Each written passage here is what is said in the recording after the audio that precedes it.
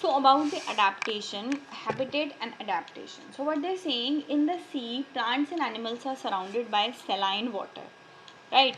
Most of them use the air dissolved in water. Therefore, they have to use the air dissolved in water simply because they cannot come out of water for breathing.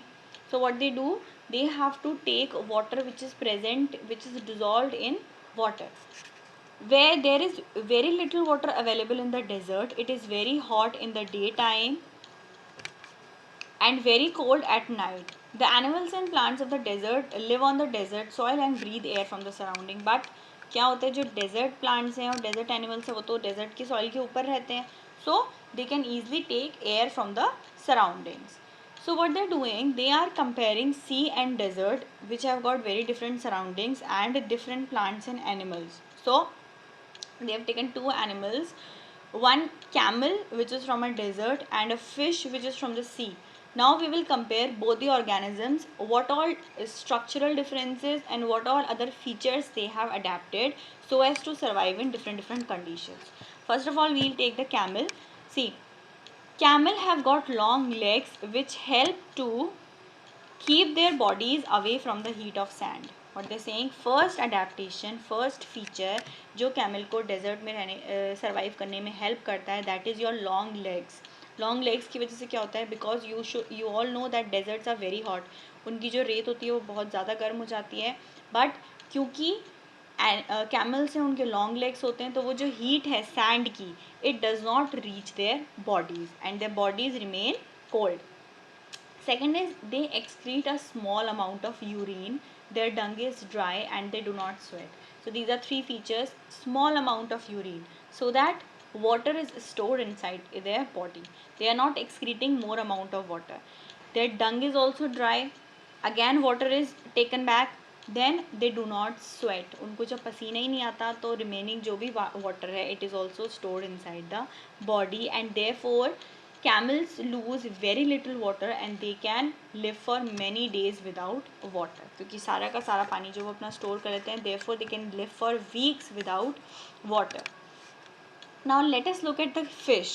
ये तो हमने camel के adaptation पढ़े for desert. Fish में क्या होता है? The first one is the streamline shape.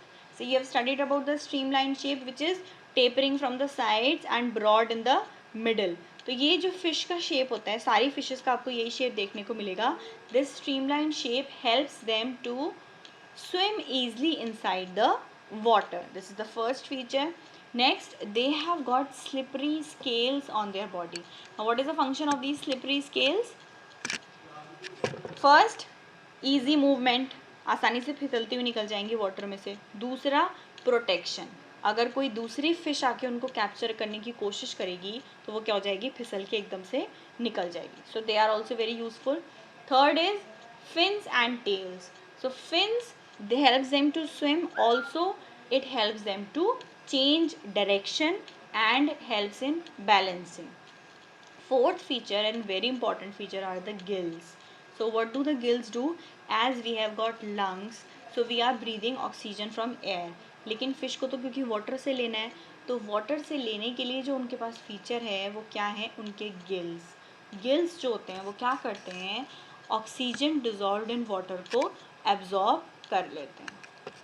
So what we see that the features of fish are very different from the features of the camel. Now, so what they're telling, the presence of specific features or certain habits which enable an organism to live naturally in a place is called adaptation. Now we come to the definition of adaptation, which says that कोई ऐसा feature या ऐसी कोई habit जो किसी organism को allow कर रही है किसी सर्टेन प्लेस पर रहने के लिए. जैसे कैमल को देयर लॉन्ग लेग्स, कैमल को लेस यूरिनेशन, ये फीचर उसको अलाउ कर रहा है किसी सर्टेन प्लेस पर रहने के लिए, उसको हम क्या बोलेंगे, adaptation. Now adaptation differ accordingly to the place of dwelling. जहाँ पे भी जैसे जैसे एनिमल का अलग अलग हैबिटेट होगा उसी के अकॉर्डिंग जो उसका अडेप्टेशन होता है वो डिफर करता है. The place where organisms live is called habitat. This I have told you in the starting. Habitat means a dwelling place or a home, या फिर आप उसके एड्रेस को भी बोल सकते हैं. Your habitat. The habitat provides food, water, air, shelter and other needs to organisms. ठीक है, कोई भी क्यों रहेगा किसी जगह पे, अगर उसको फूड की अवेलेबिलिटी होगी, उसको वाटर की अवेलेबिलिटी होगी, उसको एयर की अवेलेबिलिटी होगी, उसको शेल्टर मिल रहा है and the other needs also. The plants and animals that live on land are said to live in terrestrial habitat. अब आपको टर्म पता चलता है, this is a new term for you, terrestrial habitat. जो land वाला habitat है उसको हम बोलते हैं टेरेस्ट्रियल हैबिटेट, और जो एनिमल्स और प्लांट्स लैंड के ऊपर रहते हैं उनको क्या बोलते हैं, terrestrial organisms. Some example of terrestrial habitats are forest, grassland, deserts, coastal and mountain region.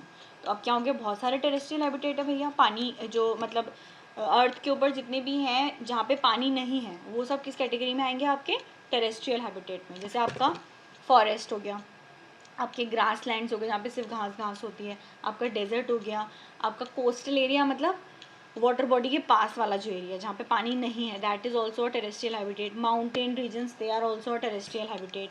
On the other hand the habitats of plants and animals living in water, जहाँ पे पानी होगा वो पानी वाला जो हैबिटेट है उसको बोलते हैं एक्वेटिक हैबिटेट. अब एक्वेटिक हैबिटेट भी बहुत सारे होते हैं, like your pond, your lakes, rivers, sea, ocean, ये सब क्या हो जाएंगे, aquatic habitat.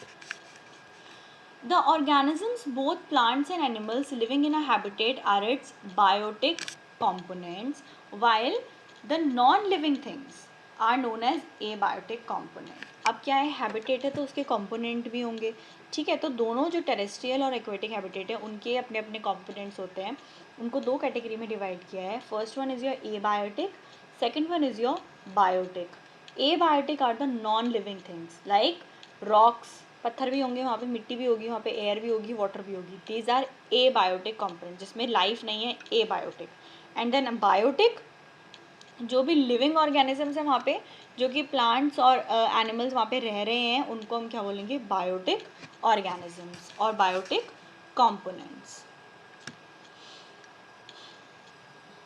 Now again one more activity of germination they have shown you already, which you have done. So what they are saying, adaptation is the method by which organisms get well adjusted to the climate. adaptation एक method है जिसके through जो है क्या होता है, कोई भी animal या plant किसी भी जगह पे रहने के लिए adjust करता है. So adaptation does not take place in a short time because the abiotic factors also change very slowly. वो क्या बता रहा है, adaptation एकदम से नहीं होता है. It takes years and years to do an adaptation. Now let us look at some habitats. A journey through different habitats. First we will take the terrestrial habitats. The first one is your deserts.